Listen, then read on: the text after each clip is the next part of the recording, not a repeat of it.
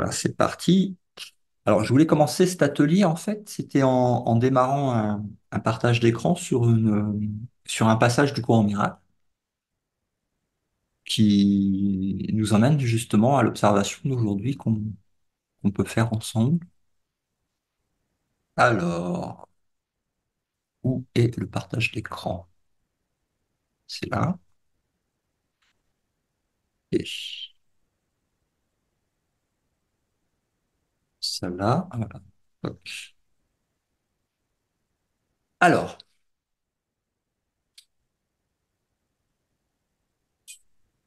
et- donc c'est ce passage donc, du chapitre 7 euh, qui est dans la partie 2 qui s'appelle la loi du royaume. Alors, guérir est la seule sorte de pensée en ce monde qui ressemble à la pensée de Dieu, à cause des éléments qu'elles ont en commun qui peut facilement se transférer en elles. Lorsqu'un frère se perçoit comme malade, il se perçoit non entier et donc dans le besoin. Si toi aussi tu le vois de cette façon, tu le vois comme s'il était absent ou séparé du royaume. Et ainsi, tu obscurcis le royaume lui-même pour vous deux. La maladie et la séparation ne sont pas de Dieu, mais le royaume l'est. Si tu obscurcis le royaume, tu perçois ce qui n'est pas de Dieu. Guérir, donc, c'est corriger la perception en ton frère et en toi-même en partageant le Saint-Esprit avec lui. Cela vous place tous les deux à l'intérieur du royaume et établit son entièreté dans ton esprit. C'est un reflet de la création parce que cela unifie en augmentant et intègre en étendant. Ce que tu projettes ou étends est réel pour toi. Pardon, un appel qui s'est passé en même temps que je suis en train de... Alors, je vais quitter Telegram. Voilà. Donc, c'est un reflet de la création parce que cela unifie en augmentant et intègre en étendant. Ce que tu projettes ou étends est réel pour toi. C'est une loi immuable de l'esprit dans ce monde comme dans le royaume. Toutefois, le contenu est différent en ce monde parce que les pensées qu'elles gouvernent sont très différentes des pensées dans le royaume.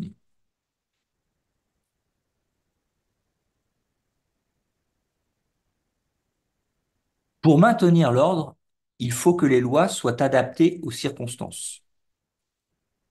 Telles qu'elles opèrent dans ce monde, les lois de l'esprit ont ceci de remarquable qu'en leur obéissant, et je t'assure que tu dois leur obéir, tu peux arriver à des résultats diamétralement opposés.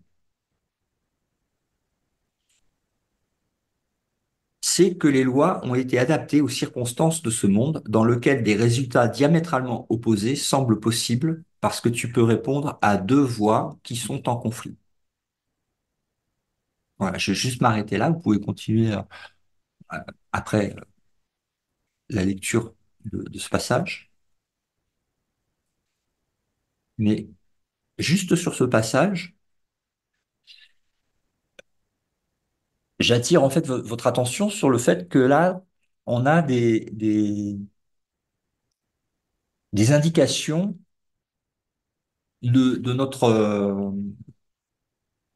habilité en fait à voir, à percevoir différemment et donc à observer de quelle façon on perçoit en fait notre quotidien avec ce qui se passe en fait dans les images du monde. Quand on voit des frères ou des sœurs qui sont qui semblent être malades dans leur croyance en ce qu'ils croient être. Et alors, je vais arrêter le partage d'écran. Voilà.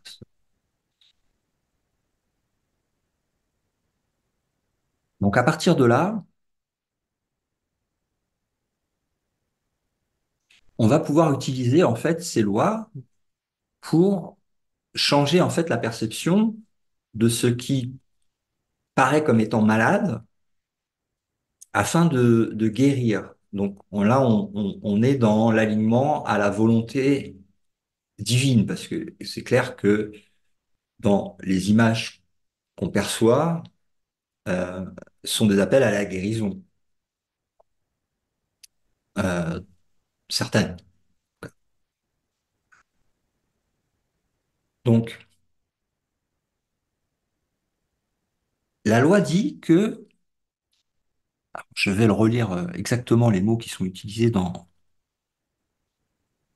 le, dans le livre. Lorsqu'un frère se perçoit comme malade, il se perçoit non entier, et donc dans le besoin. Si toi aussi tu vois de cette façon, tu le vois comme s'il était absent ou séparé du royaume, et ainsi tu obscurcis le royaume pour lui-même et pour vous deux. Ok. Guérir, c'est donc corriger la perception en ton frère et en toi-même en partageant le Saint-Esprit avec lui. Donc voilà une recette en fait du curriculum tel qu'il est en fait proposé en fait de l'adapter, enfin pas de l'adapter mais de le mettre en pratique plutôt quotidiennement dans les visions de notre rêve quotidien, on va dire. Alors, je vous invite à fermer les yeux et à observer les scènes où vous avez en fait choisi d'obscurcir la vision, à la fois en gardant la vision que le frère ou la sœur a sur elle-même ou sur lui-même, ainsi que la vôtre, en utilisant les lois à mauvais escient avec une mauvaise perception, un mauvais choix, hein, plutôt que l'extension du Saint-Esprit, donc une correction de la vision des scènes qu'on voit dans le rêve diurne, afin de mettre en application les lois divines, mais avec l'autre guide et vision, afin de réunir les deux dans le royaume, étant le royaume, et étendre ce que tu es, parce que à partir du moment où tu choisis de croire que tu es quelque chose, tu vas étendre cette pensée. Mais si tu te rappelles de ce que tu es, tu vas aussi étendre ce que tu es. Donc là, on est dans le choix entre les deux systèmes de pensée.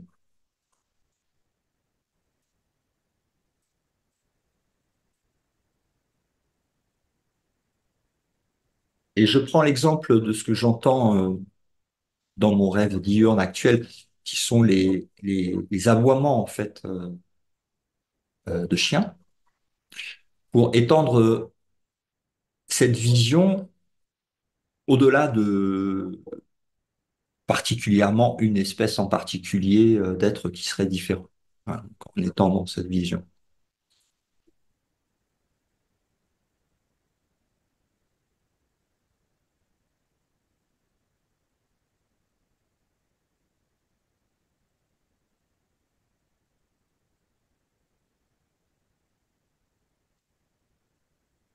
Combien de fois, en fait, on a raté ou oublié, hein, pas pensé, parce que pas avec le bon système de pensée, euh, étendre, en fait, la vision du Saint-Esprit, donc la vision christique, et qu'on a préféré voir, en fait, un corps, un personnage, une histoire, euh, un humain ou un animal malade.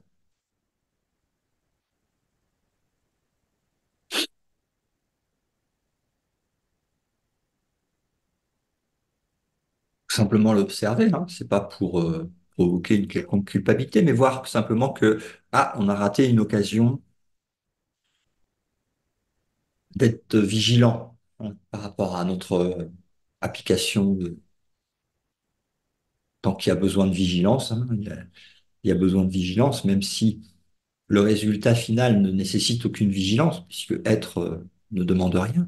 Mais tant qu'il y a deux systèmes de pensée, oui, il y a besoin d'observer en fait qu'est-ce qu'on étend et toutes les occasions qu'on a ratées de se réjouir et de se voir guéri. Guérir nécessite évidemment guérison et pardon sont très liés parce que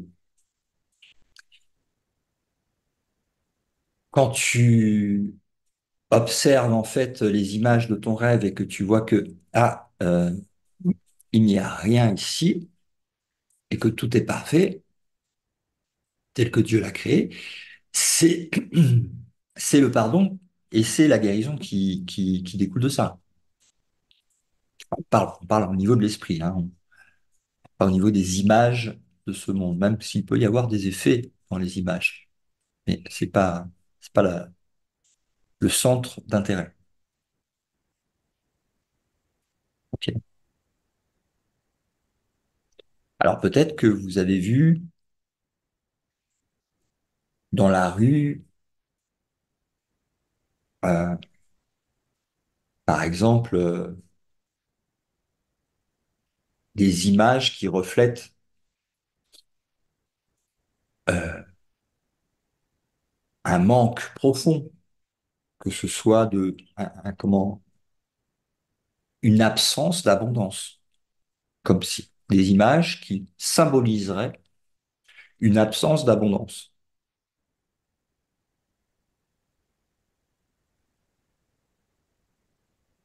Peut-être même que c'est au sein même de votre famille ou simplement dans la rue. Observez quelque chose qui reflèterait un symbole sous forme d'une image, d'un personnage, d'un manque.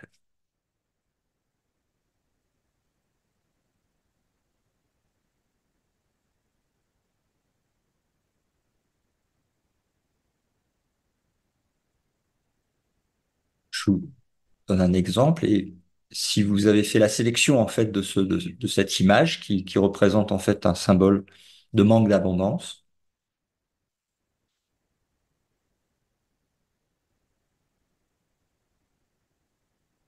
je vous laisse un peu de temps, choisissez-en une.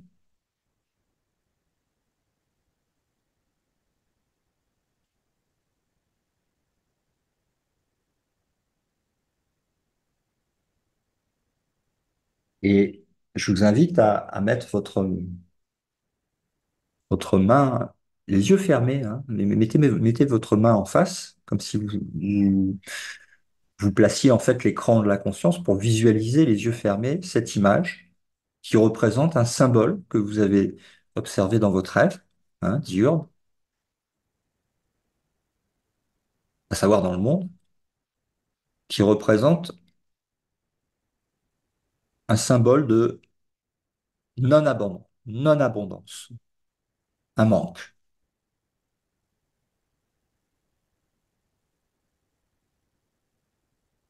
Et à mettre cette image et la regarder. Comme si vous regardiez un film ou une image, un arrêt sur image d'un film.